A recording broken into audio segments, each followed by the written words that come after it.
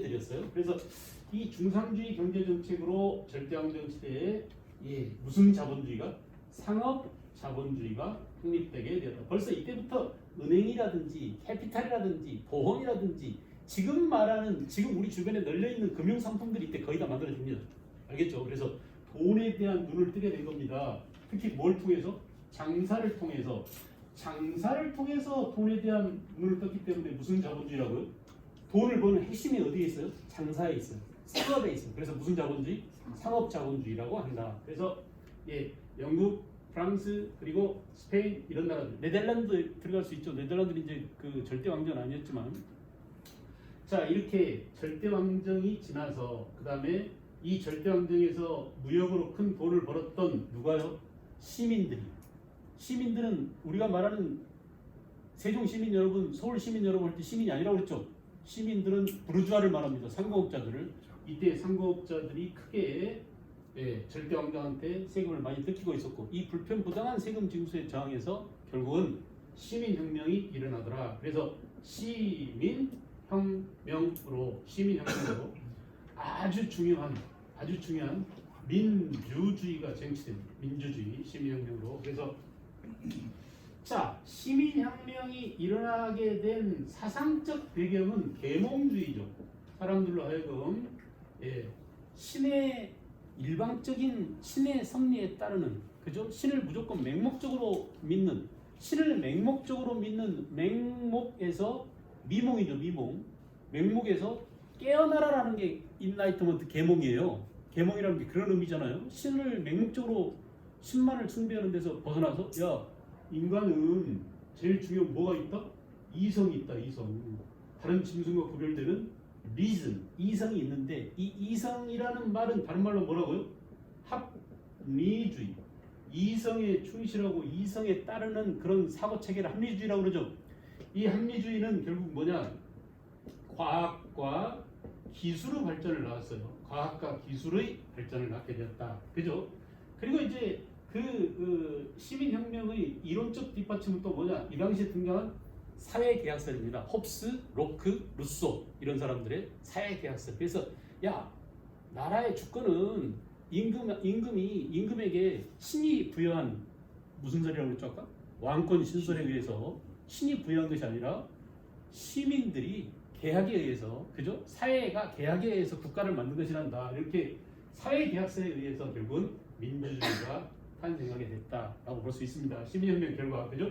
정치적으로는 민주주의가, 특히 이제 경제적으로는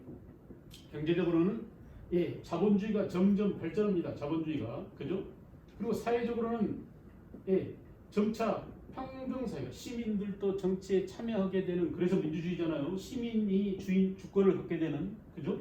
평등사회로 나아가게 되고, 문화적으로는 아까 얘기한 이성, 합리주의가 도출되게 되었다. 보세요. 벌써 우리가 여기서 주의만 해도 몇 개 나왔지 않습니까? 민주주의, 합리주의, 계몽주의, 자본주의 이런 것들이 지금 전부 다 근대에 태동한 내용들입니다. 그것이 근대라는 큰 시간의 흐름 속에서 어떤 줄거리 속에서 나왔는가, 그것이 오늘날까지 어떻게 영향력을 행사하고 있으며 우리의 현실 생활 속에서 어떤 메커니즘으로 작동되고 있는가라는 것들을 고민해 봐야 됩니다. 지금 제가 이걸 하는 이유는 뭐냐?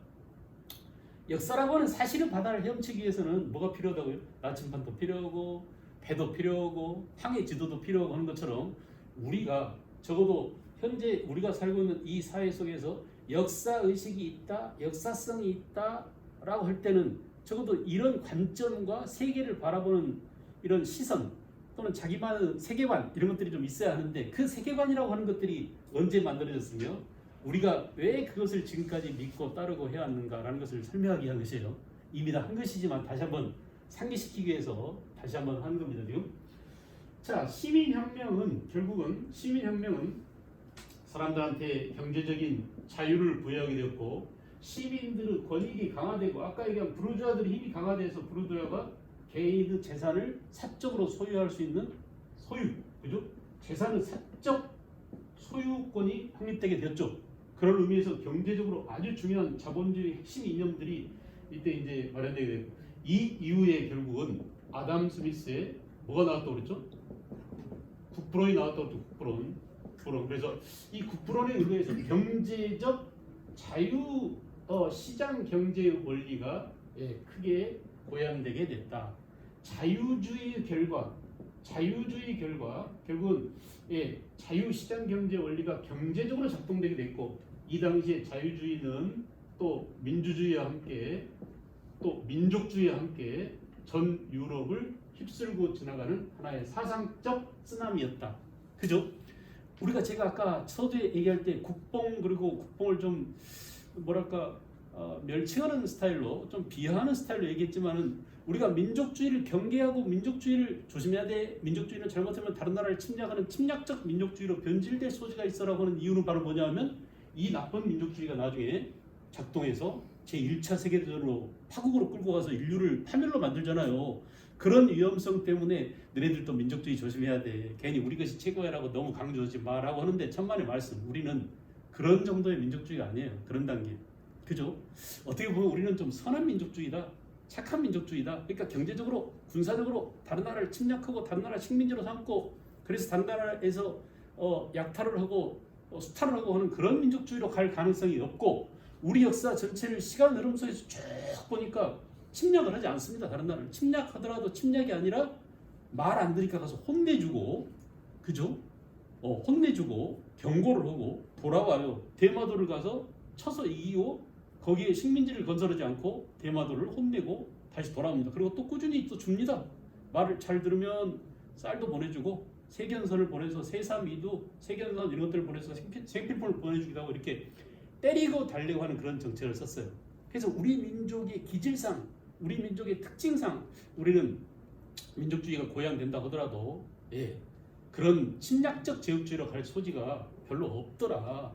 그나마 우리는 일제 식민지 36년이라는 그런 식민지 기간을 거치면서 아주 우리 민족의 자존감이 찌그러져 있으니까, 오히려 지금은 민족주의를 좀 키워서 자존감을 고양시키고, 나라의 그 위세가 지금 전 세계 7위 정도 올라갔다고 하는데, 거기에 걸맞는 사고체계 또는 자부심, 이 부심을 좀 가져야 되는데 너무나 찌그러져 있다는 말씀입니다. 그래서 제가 여러분들이라도 그런 마음을 좀 가질 수 있도록 부추기려고 지금 계속 이런 것들을 하고 있는 것이에요. 자, 어쨌든 아담 스미스의 국부론, 인간의 욕망은 무한하다라고 했어요. 그죠? 그리고 항상 아담 스미스를 생각하면 뭐라고요? 인간의 욕망은 무한한데 인간이 갖고 있는 재화는 한정적이다. 이게 이제 제일 중요합니다. 이게 희소성의 원칙이라고 그랬죠. 희소성의 원리죠. 잘 생각해 보십시오. 여러분들 머릿속에서도 이런 사고의 메커니즘이 있어야 됩니다. 자, 욕망은 무한한데 재화는 한정되어 있다. 이 문제를 해결하기 위해서 뭘 했느냐? 아담 스미스는 이거 그냥 시장에 내맡겨 둬라. 아담 스미스가 얘기한 시장이라는 개념은 아주 멋진 말로, 지금 너무나 유명한 말로 지금까지도 인구에 해자되는 게 보이지 않는 손, 인비지블 핸드라고 그랬죠. 그래서 시장에 내맡겨라. 이게 시장주의 아닙니까? 자유 경쟁 체제에 내맡겨라. 그러면 시장이라고 하는 것은, 이 인간이라고 하는 것은 원래 어떤 존재냐? 이성이 있는 존재이고, 이성적인 인간은 합리적인 판단을 하기 때문에 절대 손해볼 짓거리를 하지 않는다. 그래서 시장에 내맡겨두면 시장 원리에 따라서 결국은 개인의 이익이, 사익이 추구될 것이다. 개인이 전부 다 돈을 벌게 되면 어떻게 되겠어요? 전체 사회가 공익이 추구되게 되겠죠. 이게 제 말이 아닙니다. 아담 스미스 얘기입니다. 그래서 다 사람들이 고개를 맞아 그래. 한 명 한 명이 부자가 되면 all together 모두가 다 부자가 되지 않겠냐라는 생각을 누구나 가질 수 있잖아요. 그래서 그 말 맞겠네라고 했어요. 그래서 자, 이렇게 시장 자체에 내맡겨라고 하는 시장 만능주의, 자유 경쟁 체제, 이 자유주의가 전 유럽을 휩쓰는 하나의 중요한 테마가 됐다. 지금까지도 이걸 철석같이 믿고 있는 사람들이 많습니다. 그죠? 많습니다. 그 다음에 문제는 뭐냐? 이런 시장의 가장 나쁜 폐단은 뭐가 있다고 그랬어요?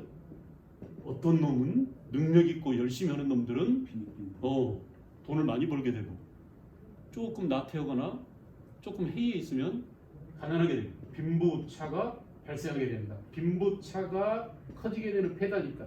그럼에도 불구하고 아담 스미스는 이거 자연적으로 해소가 될 것이다. 빈부차는. 왜? 이게 소위 말하는 뭐냐? 낙수효과죠. 시장주의자들이 얘기하는 낙수효과. 재벌들한테 돈 많은 사람들이 기업이 잘 되어야 시장이 뭐합니까?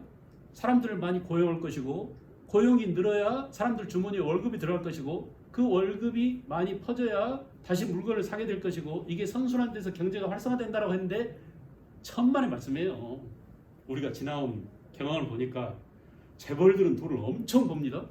근데 그 번 돈을 내가 돈을 많이 벌었으니까 이거 경제 선순환을 위해서 고용을 창출하고 새로운 시장을 만들어야지라고 이렇게 돈을 내놓습니까? 안 내놓습니다. 수백조, 수천조씩 기업에 잉여 자본금으로 쌓아놓고 내놓지 않습니다. 그리고 어떻게 돼요? 점점 새로운 신기술을 도입해서 어디 갔어요? 이 새로운 기술들을 도입해서 기업은 점점 인원을 감축하고 로봇, AI 이런 것들을 통해서 점점 돈을 많이 벌게 되는 그런 구조 속으로 빠져들게 돼 있다. 알겠죠? 자, 이렇게 빈부차는 자연적으로 해소될 것이다 라고 하는 게 바로 그 소위 낙수 효과를 기대하는 그런 측면인데 여기에 대한 우리는 비판을 했었어요. 첫째, 비판. 단골님, 비판 한번 해보세요. 제가 강조했죠. 그때 수업은 안 들었습니다만 아무튼 빈익빈 부익부 때문에 불평등. 그러니까 불평등이 심화될 것인데 이거를 아담 스미스는 자연적으로 해소될 것이라고 했는데 자연 해소가 안 된다라고 우리는 반격을 해야 됩니다. 인위적으로 해소가 안 된다. 그러니까요. 그 말을 좀 해보라고요. 인위적 해소가 안 된다니까요. 그러니까 안 되니까 왜 안 되냐 이거죠.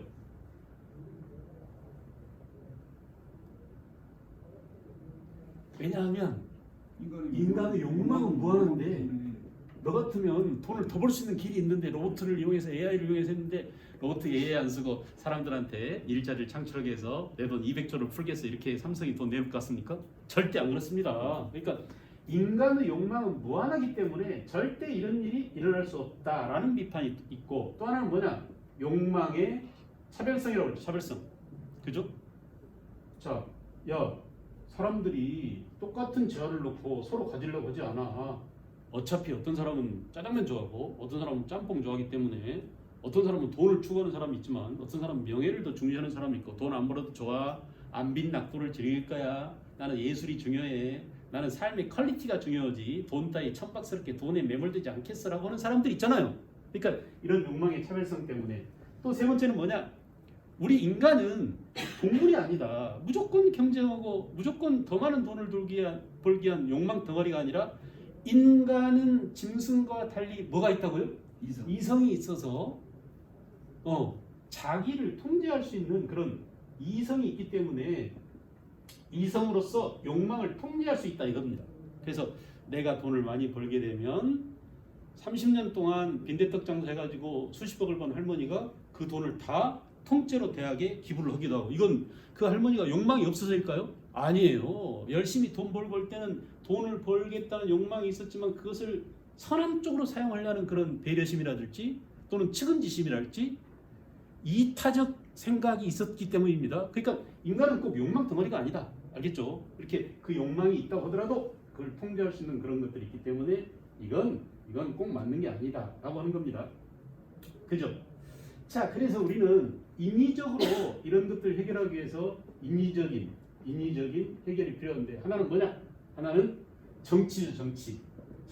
그래서 자, 욕망은 무한한데 재화는 한정되기 때문에 이거를 적절히 분배하기 위한 권력이 필요하다.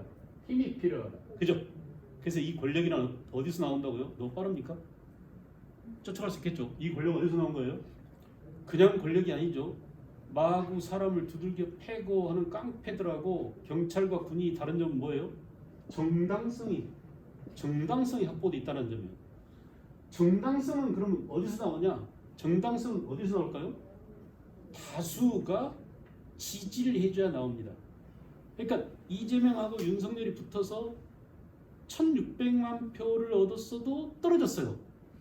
그리고 그보다 조금 더 많은 사람들이 지지해서 누가 됐어요? 이 거드름이 됐습니다. 그래가지고 엄청 권력을 지금 향유하고 늘고 있는데 정당성이 확보된 거죠. 근데 이제 지금은 이 다수 지지를 통해서 정당성이 확보됐다라고 하는 민주주의 원리잖아요. 이게 민주주의 기본 원리가 다수결이죠. 우리는 이 민주주의 원리에 대해서 생각을 많이 해야 됩니다. 도대체 이 민주주의가 다수결이 꼭 맞는 것이냐? 소희 아빠, 다수결이 항상 옳은가요? 어떨 때 다수결은 때로는 부정당하기도 하죠.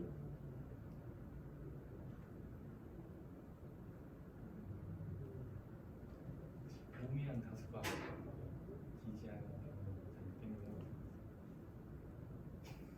되게 어렵게 말씀하셨어요. 맞는 말인데. 그러니까 그 우매한 다수를 누가 얘기했냐면 소크라테스가 얘기했어요. 그 소크라테스는 우매한 다수를 되게 싫어했습니다. 야, 저 멍청한 새끼들이 그래서 무슨 정치라고 그랬죠? 중우 정치라고 했어. 말로 해보세요. 무슨 정치라고? 중우 정치. 그러니까 지금 우리 정치에서 쟁점이 되고 있는 팬덤 정치라고 하잖아요. 그 팬들이 형성된 이재명 팬들이 있어요. 김건희 팬도 있습니다. 우유 팬들이에요. 근데 이 팬들이 또라이들이다, 멍청하다 이렇게 보는 겁니다. 그게 무슨 정치예요? 중우 정치예요. 지금 저번에 말씀하신 중우 정치가 그런 것이기도 한데, 그러니까 그걸 뒤집어서 말하면 민주주의의 다수결을 원리에서 다수 지지를 받았다고 하는 것은 오를 가능성이 있다는 것입니다. 나쁠 가능성도 있지만 오를 가능성이 훨씬 많다는 얘기잖아요. 그러나 꼭 옳진 않아요. 극단적인 예를 든다면 모든 사람들이 다 지구는 정지해 있고 하늘이 돈다라고 뭘 믿었어요? 천동설을 믿었어요. 근데 누구만? 코페르니쿠스만. 누구만? 갈릴레이만. 그래도 지구는 도는디 이랬습니다. 소수만 믿고 지지했지만 그게 진리였잖아요. 진실이었잖아요. 그러니까 꼭 다수가 옳은 건 아니라는 것을 논증하기 위한 가장 그 대표적인 예가 바로 천동설, 지동설입니다. 지금은 뭐가 됐어요? 이제 지동설이 대세가 됐습니다. 근데 이것도 진짜 진리일까요? 아니, 모릅니다. 과학의 세계는 너무나 무궁무진해서 모르는 거죠. 이렇게 다수가 지지한다고 하더라도 꼭 옳은 것은 아니다. 그러나 다수가 지지할 때는 옳을 가능성이 많아요. 그죠? 설령 옳지 않다고 하더라도 다수를 만족해 주긴 합니다. 내 말의 의미를 알겠어요?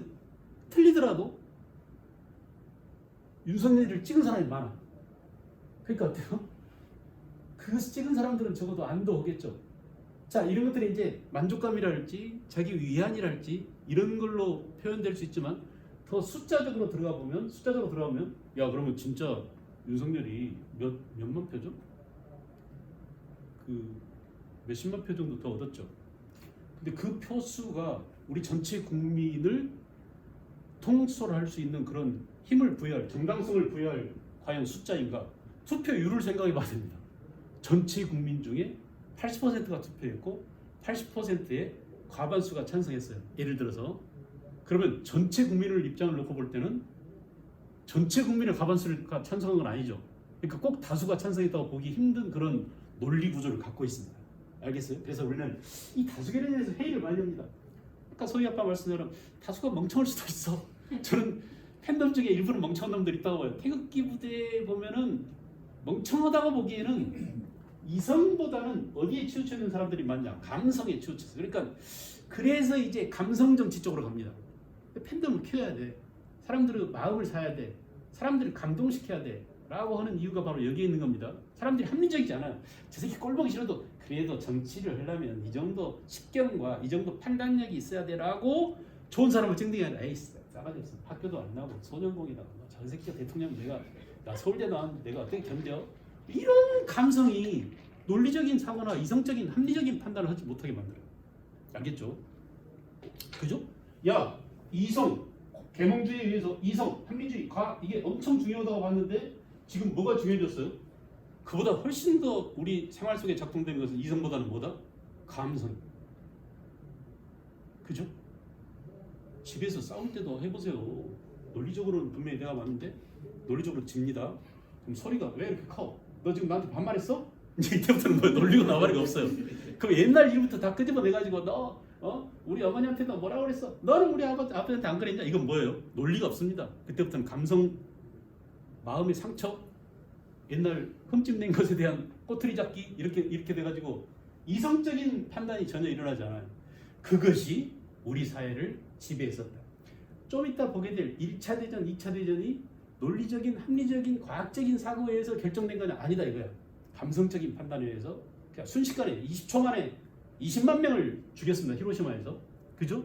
수백만 명을 유태인을 학살하고 그랬어. 이게 순전히 감성적인 것이지 이성적인 판단에서 이루어진 것이 아니다 라고 얘기해야 됩니다.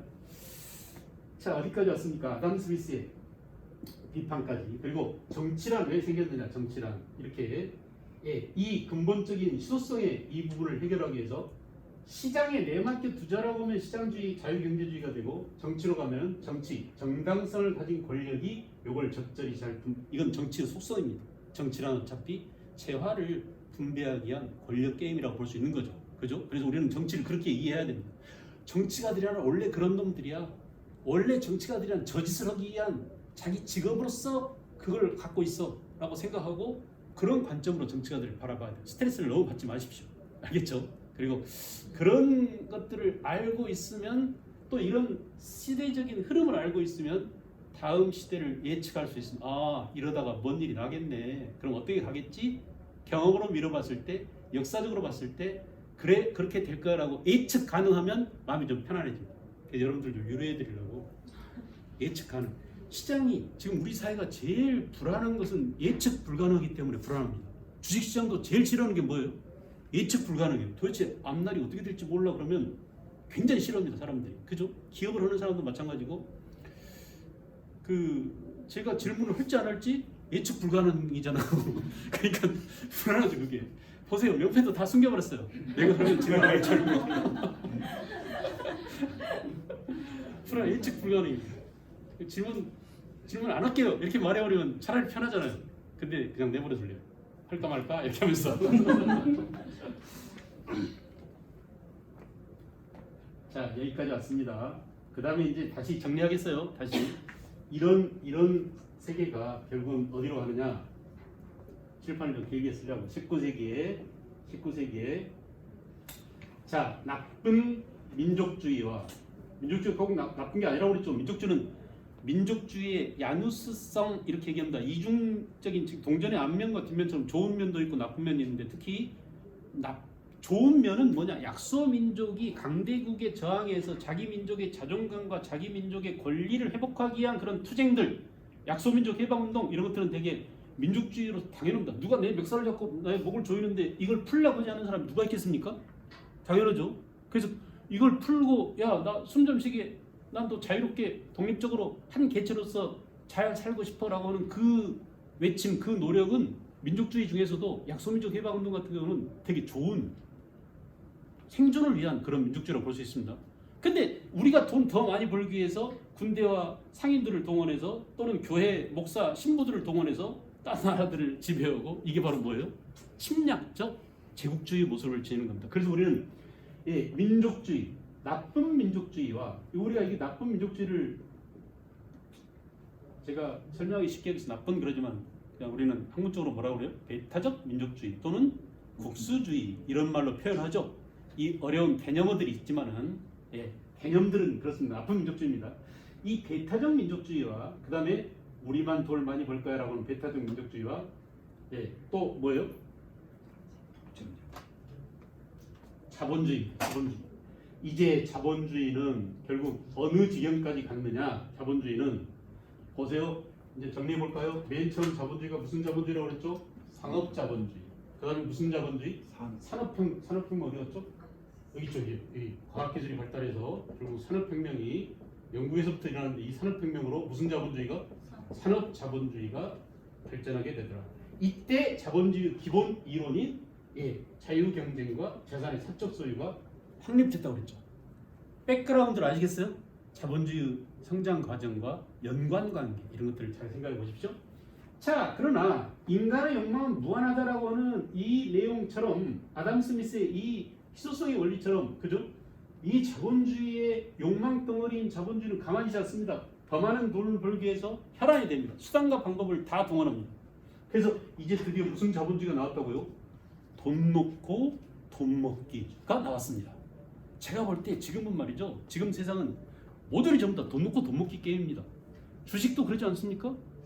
주택도 사실은 그렇지 않습니까? 그 게임에 지금 빠져들어가 있어요. 사람들이 이렇게 있으면 괜히 나만 손해봐 해가지고 전부 다 집 사게 되고 그렇잖아요. 그걸 조장합니다. 그 조장하는 메커니즘이 뭐냐? 전부 다 금융이에요. 돈놀이 하기 위해서 그렇습니다. 그리고 가만히 앉아서 손 안 대고 코 푸는 놈들이 바로 누구예요? 은행입니다. 보험이고 금융입니다. 그러니까 이런 자본주의를 무슨 자본주의라고? 독점 자본주의라고 한다. 독점 자본주의가 다른 말로 뭐죠? 금융 자본주의다. 그래서 열심히 물건을 많이 만들어서 다른 나라에 수출해야 돼. 이것도 중요하지만 그렇게 수출 잘하는 놈들을 빨리 합병해버려. 그래서 시장에서 주가를 올려야 돼. 그래서 이 오른 주가로 하루아침에 주가가 얼마 오르면 기업의 그 자산이 수십조가 생기기도 하고 BTS가 우리 활동을 멈출 거야 라고 하는 순간 2조 원이 날아가 버렸다고요. 이게 전부 다 뭡니까? 돈 게임이잖아요. 결국은 이게 돈 게임이잖아요. 돈 놓고 돈 먹기잖아요. 돈 놓고 돈 먹기라는 이 개념을 다른 말로 우리는 뭐라고? 금융자본주의다. 독점자본주의다. 자동차를 한 대 산다. 자동차 공장에서 생산된 자동차를 사는 게 아니라 금융회사에서 할부 게임을 하고 있는 겁니다. 이게 그죠? 전부 다 마찬가지예요. 전부 다. 그래서 이렇게 독점 자본주의, 금융 자본주의로 가기 위해서 결국은 그 기업 합병, M&A라고 하죠. 또 재벌 이런 것들이 이미 출현했었고 우리나라는 이제 지금까지도 유지되고 다른 나라들은 다 정리됐어요. 이게 공정사회가 아니고 불공정한 경제 민주주의에 위배된다 해서 다 없었는데 우리나라만 지금 재벌 체제가 세습적 재벌 체제가 아직도 유지되고 있습니다. 아직도 유지되고 있다는 게 되게 중요합니다.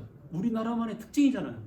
아직도 세습 왕조와 같은 김일성, 김정일, 김정은 부자 세습 체제가 유지되고 있는 것처럼 사회주의도 극단적으로 가 있는 겁니다. 다른 나라에서는 상상도 할 수 없는 일들이 우리 한반도 북쪽에서 일어나고 있고 한반도 남쪽에서는 기업의 합병, 흡수 합병, 기업의 재산 상속이 이 재산의 사적 소유와 자유 경쟁에서 굉장히 중요한 게 상속이죠. 우리가 그 상속 문제를 한마디로 아주 쉽게 설명해 버리는 게 금수저잖아요. 금수저. 그죠? 공정에 위배되는. 그래서 그런 문제들이 결국은 우리나라에서 극단적으로 발현되는 이유는 바로 뭐냐? 극단주의입니다. 한국은 극단주의. 그러니까 종교도 한국에 오면 극단적으로 합니다. 유교도 한국에 오면 끝장을 봅니다. 예법 하나 차리는데 중놈도 혀를 내둘러요.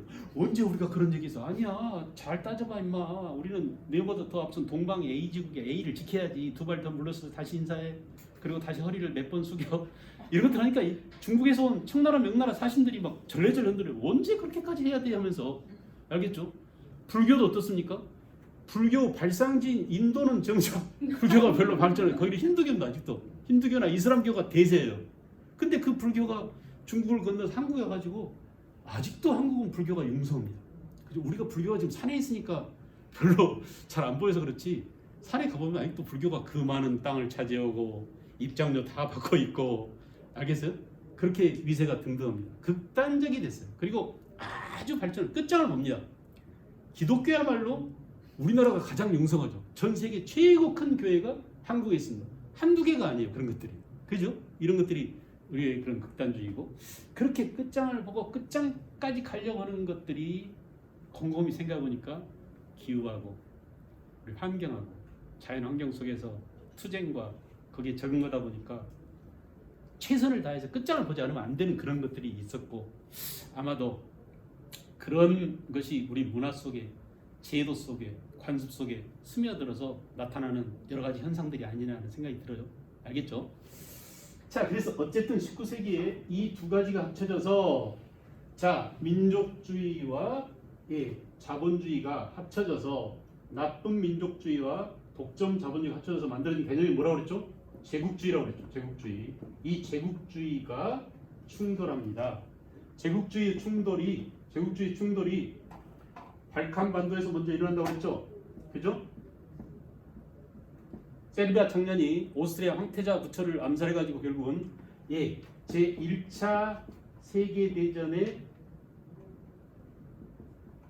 도화선이 됐었고 1차 세계대전 그래서 제국주의는 영, 투, 또, 러 그죠? 그 다음에 누구예요? 독일, 오스트리아 또 이탈리아인데 이탈리아는 나중에 일로 넘어가 버렸다고 그랬죠. 1차 대전 중에 그죠?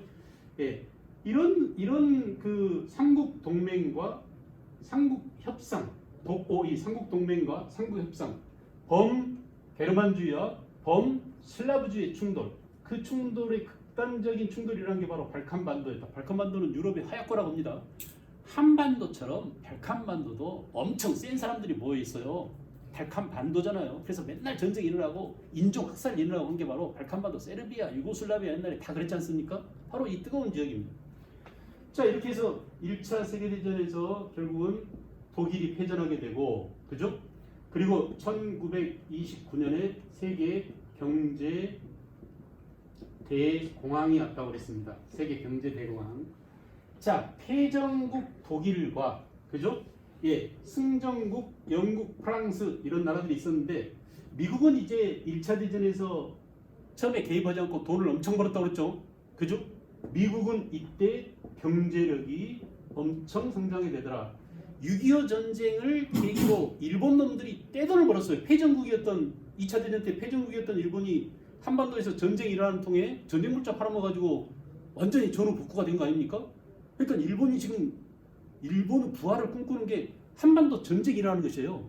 우리가 어쨌든 전쟁이 일어나면 지금 추락해가는 일본, 날마다 꼬라박고 있는 일본이 일본 경제를 먹여 살릴 수 있는 먹거리가 나옵니다. 전쟁에서. 그래서 우리 한국의 전쟁을 전쟁을 부추기고 하고 있는데 여기에 절대 빠져들어가면 안 됩니다. 역사적 경험을 봤을 때 절대 우리는 일본의 이런 그 도발을 부추기는 그런 논리에 빠져들어가면 안 돼요. 그러니까 전 정권에서 일본을 멀리하고 일본과 그 지소미아 문제를 이렇게 외교 거의 단교 상태나 마찬가지죠. 이렇게 했는데 우리가 꼬라박기는커녕 우리의 민족적 저력과 우리의 국민적 에너지가 합쳐져서 일본을 드디어 능가했어요. 그 사이에.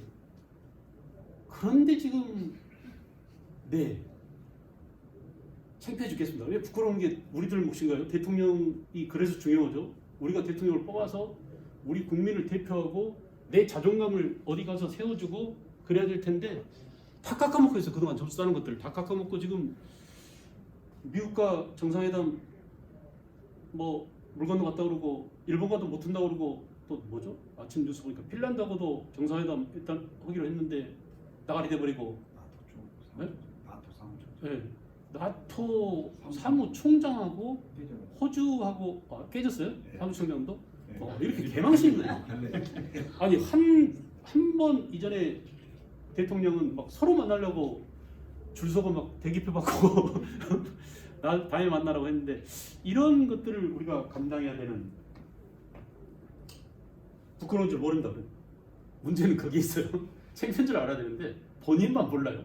본인만 모르고 왜냐하면 주변에서 다 감싸기 때문에 이 인의장막이라고 그러죠. 그래서 잘한다 하는 사람도 있어요. 그러면 그 결과가 어떻게 될지는 몇 달 안 남았다고 봅니다.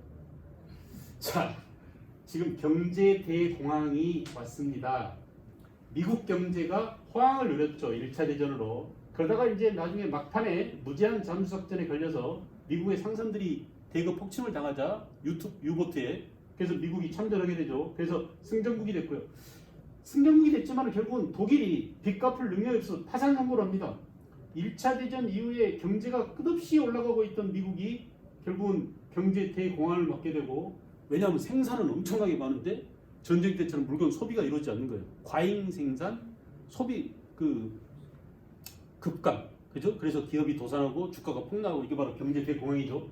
경제 대공황을 타개하는 방법이 미국, 영국, 프랑스 이런 나라들은 무슨 경제를 했다고 그랬어요?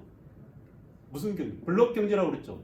경제를 자기네들이 유지하고 보유하고 있던 식민지하고 화폐로 묶습니다. 달러를 쓰는 놈끼리 묶어 우리 식민지들끼리 묶어 이렇게 하면 무슨 블록? 달러 블록.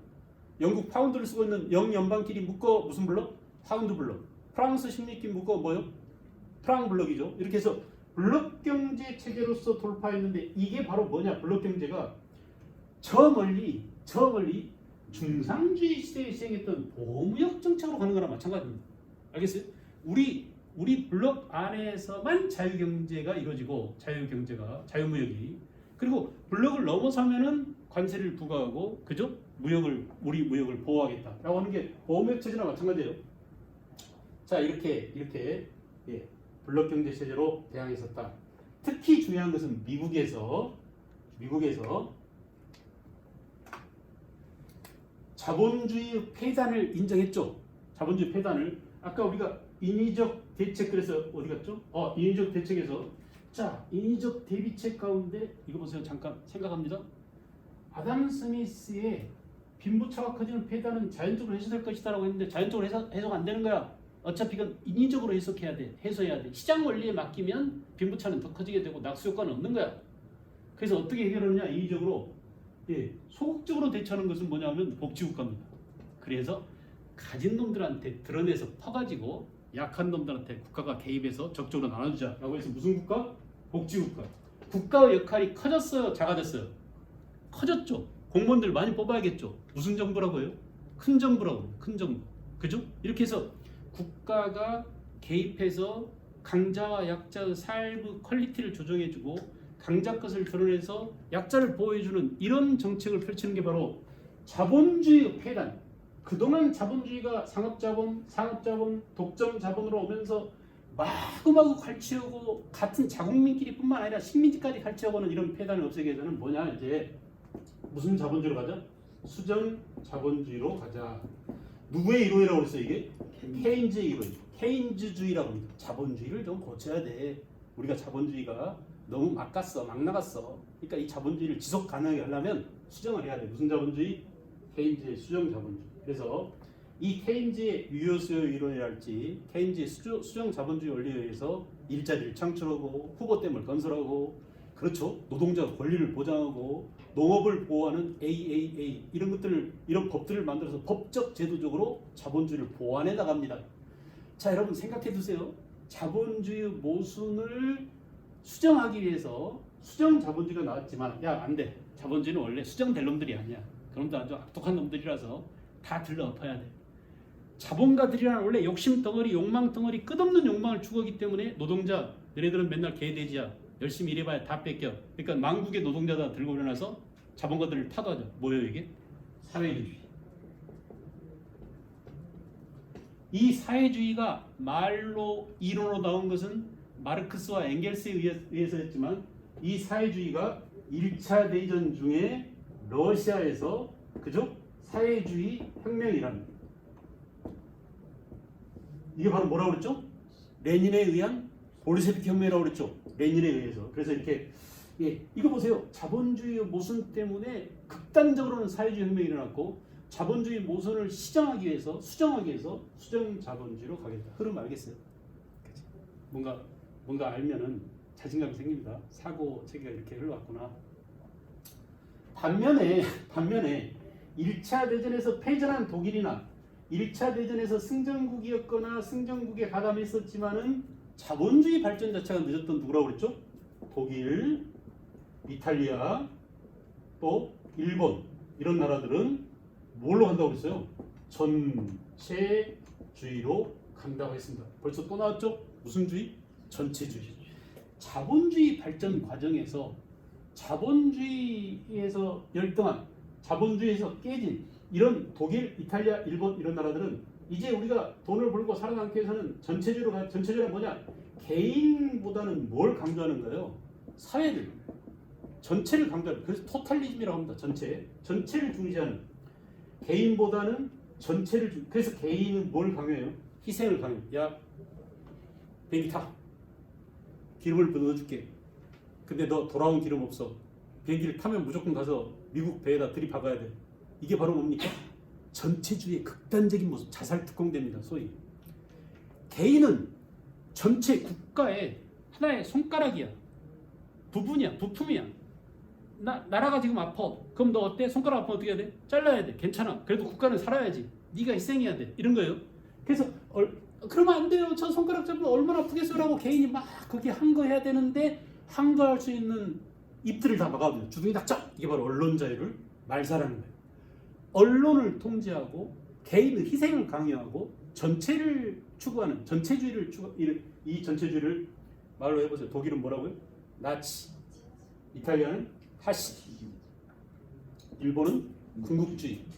이런 놈들의 이런 발상이 뜻이 맞잖아요. 그래서 뭉쳤어요. 그래서 결국은 1939년부터 1945년까지 제2차 세계 대전으로 갑니다. 여기까지 했었죠 이제. 기억나시죠? 아, 숨차 죽겠네. 여기까지 왔어요. 16세기부터 20세기까지 지금 왔습니다. 1945년. 우리한테 정말 뼈아픈 것은 이 숨가쁜 시기에 전 인류가 최악의 사태로 치닫으면서 자기 민족의 이익을 위해서 목숨 바쳐서 이렇게 싸우고 있는 이때 우리 민족은 하필이면 1910년부터 어디입니까? 1910년부터 1945년까지 딱 누구의 식민지로 있었어요? 일본에. 그래서 완전히 일본한테 빨리고 있었습니다. 우리는 모든 거 탈탈탈 털리고 있어요. 우리가 갖고 있는 사람, 우리가 갖고 있는 자원, 우리가 갖고 있는 정신, 모든 것들을 다 뺏겨서 일본한테 바쳤어요.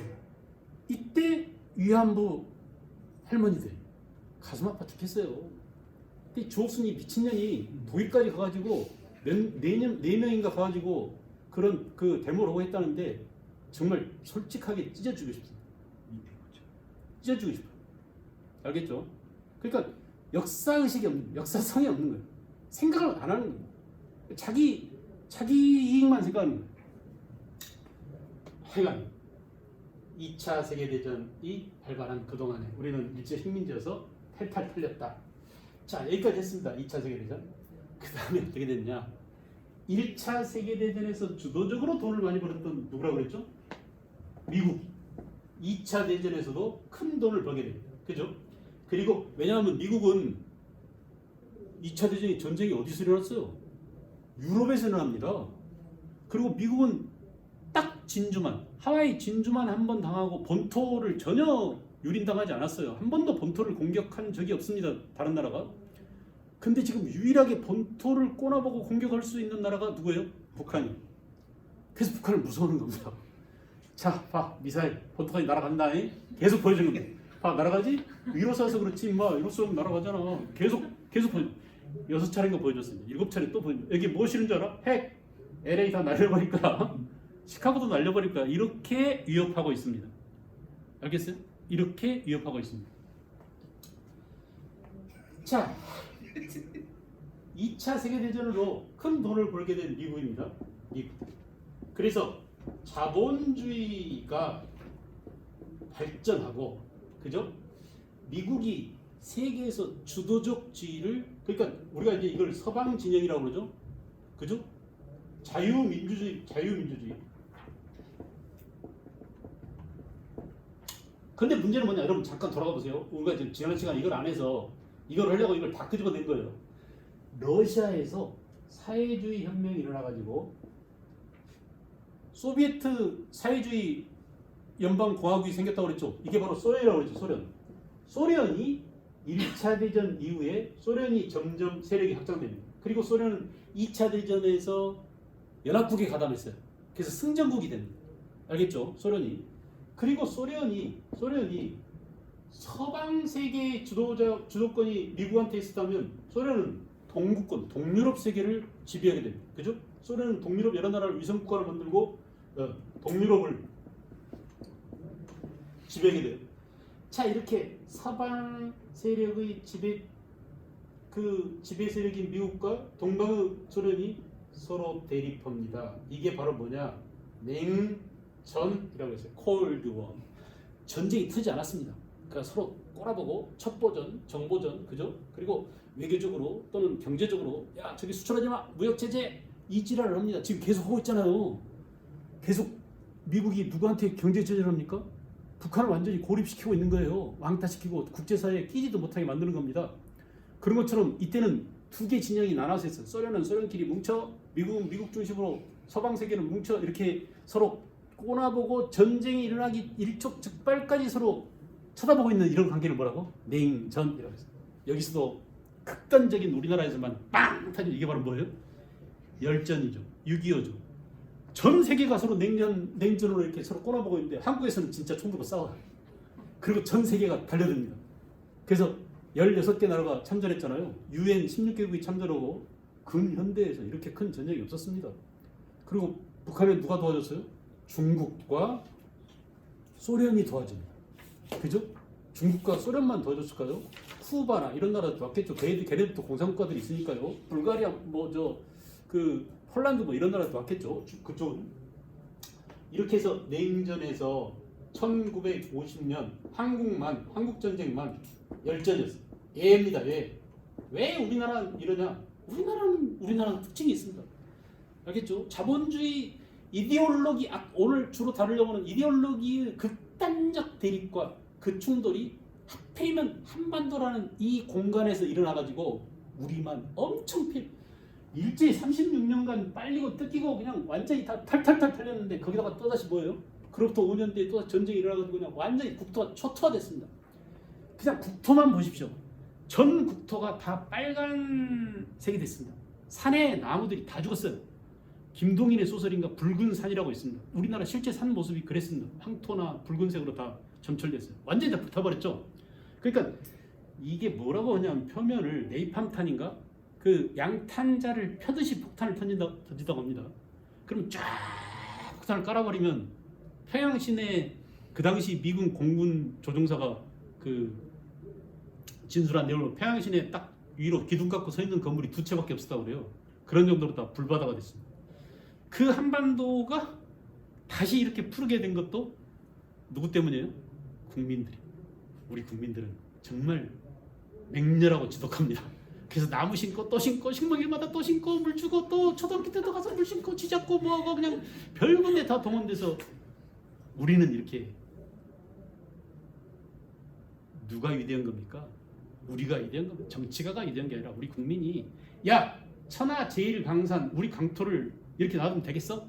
우리 조상들이 물려준 내 옥토이고 내 천하 강산인데 내가 맨날 등산 다니고 내가 나무 땔감 해오고 했던 그 산을 내버려 두면 되겠어? 라는 정신이 있었어요. 박정희가 조림 사업을 장려했다고 하지만 실제로는 국민들이 열심히 심고 가꿨습니다.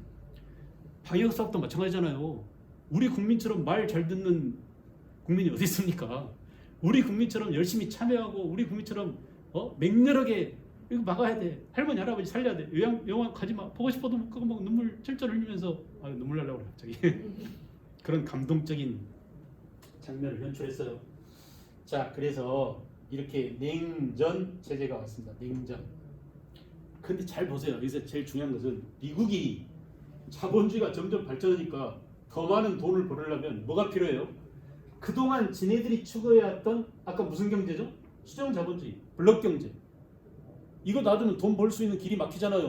무역이 장벽이 쌓여서 자유롭게 경제가 순환이 안 됩니다. 그러니까 미국이 이때 내세운 게 자유무역. 그래서 이때부터 미국은 다시 자유무역 체제로 갑니다. 이거 보십시오. 옛날에는 보호무역이었다가 다시 그 산업혁명 이후에 자유무역, 특히 19세기 아담 스미스의 이런 그 국부론 이런 이유로 자유주의가 넘실대더니 결국은 그것에 극단에 와서 1차 대전과 2차 대전을 치르더니 다시 1차 대전 이후에 수정 자본주의에 의해서 블록 경제 체제로 우리만 살아야 되라고 하는 이 경제 체제에서 다시 자유무역을 확대하려는 그런 노력이 진행됩니다. 그래서 이제 전의 자유주의, 19세기 자유주의에 비해서 지금을 뭐라고 할까요? 신자유주의라는 말이 여기서 나옵니다. 아시겠죠? 신자유주의가 우리가 그냥 이름이 신지인 사대부가 그냥 사대부가 아니라고 그랬잖아요. 그 전에 있었던 이규보, 최자, 이인로 이런 사대부가 구분하기 위해서 신지인 사대부라고 했잖아요. 그죠?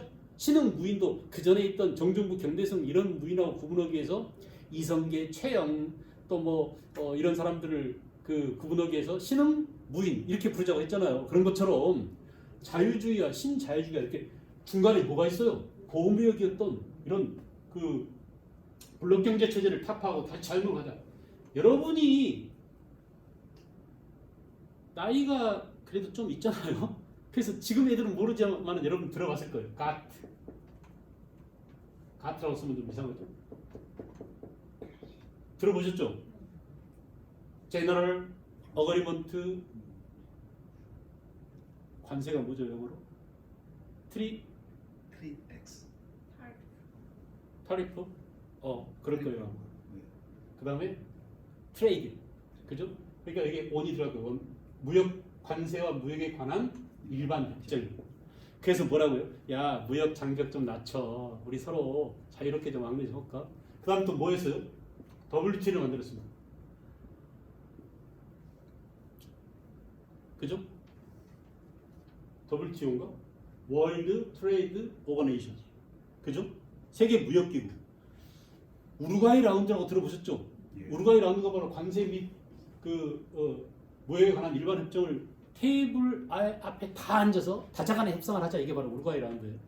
그리고 드디어 FTA 들어보셨죠? 예. 많이 들어봤잖아요. 이제 그 최근이니까 90년도 이후의 얘기 아닙니까? 그래서 우리는 FTA를 엄청 많이 체결했습니다. FTA가 자유무역을 합니다. 자유무역. 그래서 이게 뭐예요? 신자유주의가 이제 넘실을 거리게 됐다. 그래서 결국은 신자유주의. 아시겠죠? 지금 세계는 이렇게 경제 전쟁 중입니다. 경제 전쟁 중이에요. 그리고 여기에 누가 도전장을 내밀었느냐? 미안해, 이거 보세요. 세계 대전 이후에 이렇게 됐는데 이 냉전이 깨집니다. 왜 깨졌냐? 소련이 문제가 생겼어요. 그죠? 이 문제는 뭐냐면 이거 보세요. 자본주의가 발전해 가면서 자본주의 모순 때문에 수정 자본주의와 사회주의가 나타났는데, 이때 사회주의가 마르크스와 엥겔스가 얘기했고 레닌이 실천에 옮겼고, 그죠? 그 사회주의 체제가 전 세계에 확산돼서 동구권을 형성하고 있었는데, 소련 주도 동구권을 형성하고 있었는데, 이 소련 주도 사회주의 체제가 무너지기 시작합니다. 그죠? 그래서 무너졌어요. 그래서 1990년대 들어와서 이제 베를린 장벽이 무너지고 소련이 해체되고, 그래가지고 러시아가 됐습니다. 소련이 해체됐어요. 우리가 이걸 뭐라고 그러죠? 냉전 체제가 붕괴되었다라고 얘기합니다. 냉전이 무너졌어요. 그리고 미국 혼자 세계를 다 먹게 생겼습니다. 세계의 경찰을 지향하면서 미국이 세계 무역을 주도하게 됐어요. 여기에 이제 그동안 스멀스멀 있던 누가요? 중국이 도전장을 내밀었습니다. 그죠? 중국이. 그리고 러시아가 지금 다시 부활해서 점차 미국 주도의 세계를 인정하지 않으려고 해요. 이 세 강대국에 일본만 지금 뒤떨어져 있고 일본은 추락하고 있는데 일본이 부활을 시도합니다. 여기에 한국이 끼어 있습니다. 우리나라 여기에 끼어 있어요. 지금 하필이면. 그런데 나토는 뭐냐? 북대서양 조약기구입니다. 대서양 놈들 유럽하고 미국이 뭉쳐서 그 냉전 체제에 미국과 유럽이 뭉쳐서 만든 군사 동맹이 나토예요. 거기에 한국이 갈 이유가 없습니다. 오라고 하면 미안한데 나 발가락 무좀이 심해져가지고 걸을 수가 없어요. 무슨 핑계를 대야 됩니다. 그래서 안 가야 됩니다.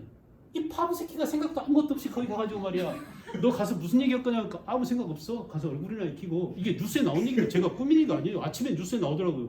가서 얼굴이나 익히고 뭐 다음을 계약하지. 이지랄로 갔답니다. 비행기에서 10시간이나 비행기 타고 뭐 하세요? 축구 보고요.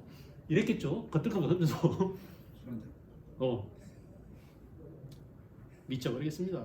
이거 어떻게 해야 될까요? 거기를 왜 갑니까? 거기를 지금 가서 얘들을 건드리면요, 우리는 얘들하고 국경을 대하고 있어요. 나토는 아무 상관없어요. 러시아는 좀 관련이 있지만은